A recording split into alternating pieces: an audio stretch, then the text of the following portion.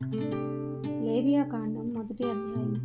యెహోవా మోషేను పిలిచి ప్రత్యక్షపు గుడారంలో నుండి అతనికి ఇలాగు సెలవిచ్చెను. నీవు ఇశ్రాయేలీయులతో ఇట్లనుము, మీలో ఎవరైనను యెహోవాకు బలి అర్పించినప్పుడు గోవుల మందలలో నుండి గాని, గొర్రెల మందలో నుండి గాని, మేకల మందలో నుండి గాని దానిని తీసుకుని రావలెను.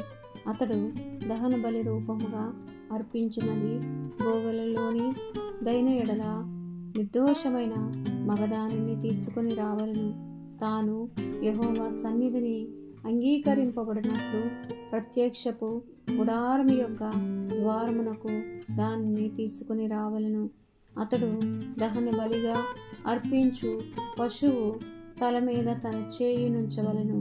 అతని నిమిత్తము ప్రాయశ్చిత్తము కలుగునట్లు అది అతని పక్షముగా అంగీకరింపబడును. అతడు యెహోవా సన్నిధిని ఆ కోడె దూడను వధించిన తరువాత యాజకులైన అహరోను కుమారులు దాని రక్తమును తెచ్చి ప్రత్యక్షపు గుడారము ఎదుటనున్న బలిపీఠము చుట్టూ ఆ రక్తమును ప్రోక్షింపవలెను. అప్పుడు అతడు దహన బలి రూపమైన ఆ పశు చర్మమును ఒలిచి దాని అవయవములను విడదీసిన తరువాత యాజకుడైన అహరోను కుమారులు బలిపీఠము మీద అగ్ని ఉంచి ఆ అగ్ని మీద కట్టెలను చక్కగా పేర్చవలెను.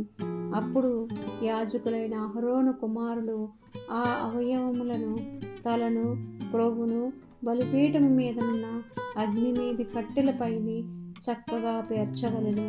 దాని అంత్రములను, కాళ్లను నీళ్లతో కడుగవలెను. అది యెహోవాకు ఇంపైన సువాసన గల దహన బలి అగునట్లు యాజకుడు దానినంతయు బలిపీఠము మీద దహింపవలెను.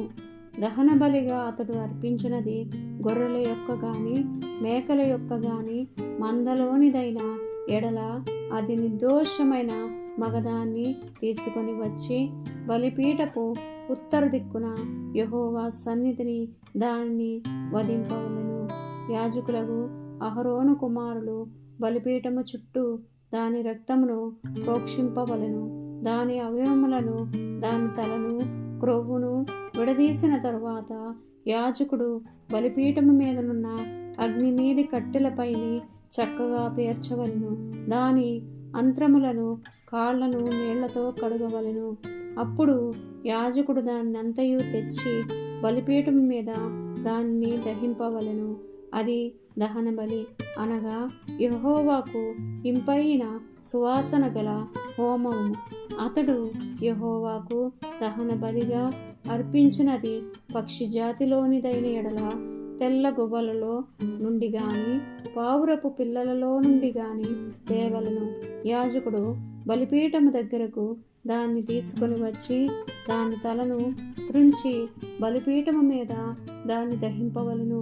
దాని రక్తమును బలిపీఠము ప్రక్కను పిండవలెను. మరియు దాని మలముతో దాని పొట్టను ఊడదీసి బలిపీఠము తూర్పు దిక్కున బూడిదను వేయు చోట దాన్ని పారవేయవలెను. అతడు దాని రెక్కల సందున దాన్ని చీల్చవలెను గాని అవయవ విభాగములు విడదీయకూడదు. యాజకుడు బలిపీఠము మీద, అనగా అగ్ని మీది కట్టెలపైని దానిని దహింపవలెను. అది దహన బలి, అనగా యెహోవాకు ఇంపైన సువాసన గల హోమము. వచనవాక్యం దేవుడు దీవించును గాక. ఆమేన్.